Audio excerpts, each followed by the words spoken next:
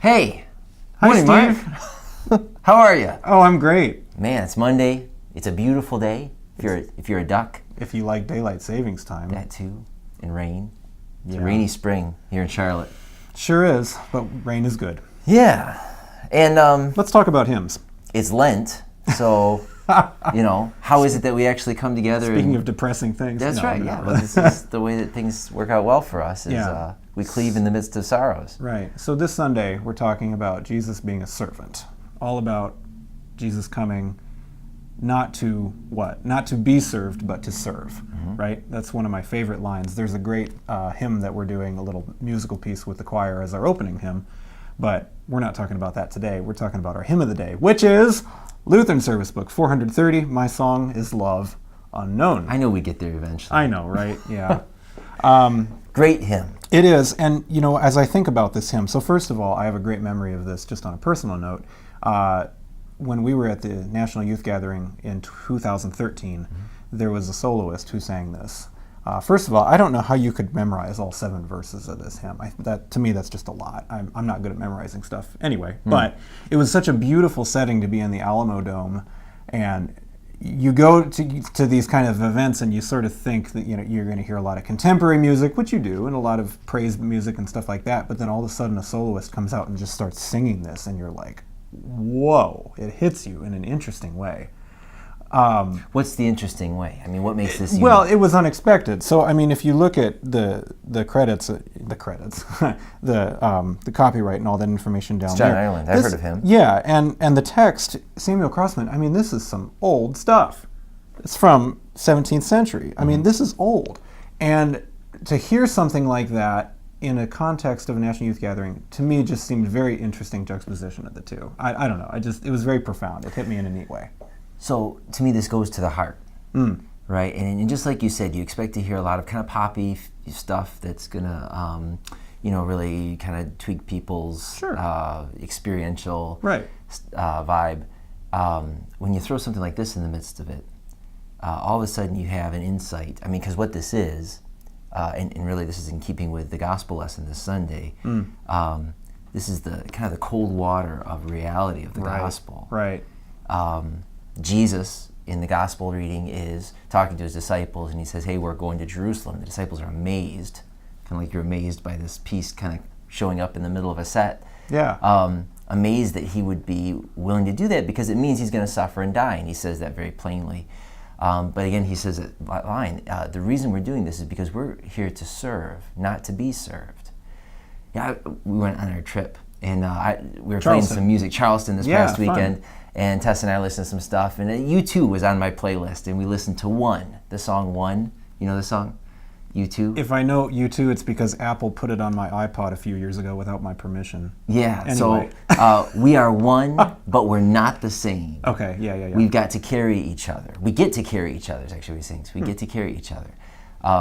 So again, pop music, oh yeah, we all like this music, that's what makes us one. Versus Christian love, which is we are not the same. Jesus is doing this radically anti what anyone would want to do sort of a thing. Sure. He's kind of willing to be ripped to pieces for the sake of the world. Yeah. Why? Because the Son of Man did not come to be served, but to serve. Mm-hmm. And so we are one, but we're not the same. We get to carry each other. It means I get to be good for people who are different than me. Yeah. I get to lay down my life for people. And that's what this is. My song is love unknown.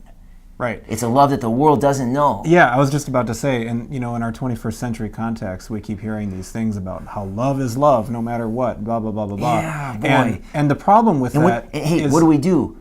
We try to make ourselves more like whatever we want to be. Right. We try to eliminate the differences, the distinctions between people, and say that's love. Yeah. Sorry, I didn't mean to interrupt you. It's okay. This goes right to the heart of it. Sure, it does. But the problem, too, is that in the English language, we don't have different words for the different kind of loves. And so when we throw around the word love, and it's like, well, love is the same kind of love as the same kind of love. And, there's the whole political side of it. There's the homosexual side of it. There's the I love you, man, like the phileo kind of a love. When we hear the story about that.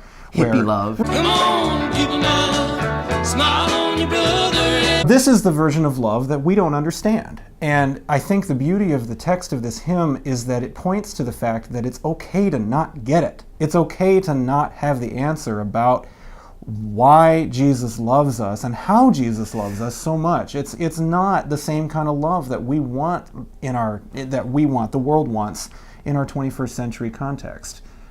I think if I had to rewrite the title of this hymn, it would be, "This is the version of love that you're not going to be able to figure out." Like, that's the name of the hymn tune, right? That's the title, right? We're going to sing this hymn. This is the love that you can't figure out. Not very appealing, but it's true. You know, when you read these verses, and then, like, one of the things it reminded me of was in the Bach Passion, St. Matthew Passion.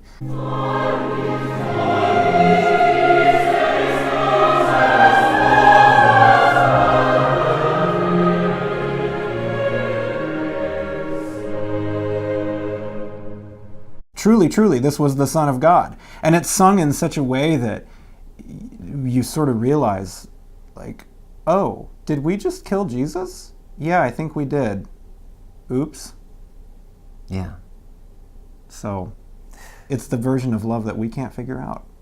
Right. Jesus loves us even though we sent him to the cross. Yeah. And so the only thing we can do is stick close to Christ. Yeah. We follow him, and he rubs off on us.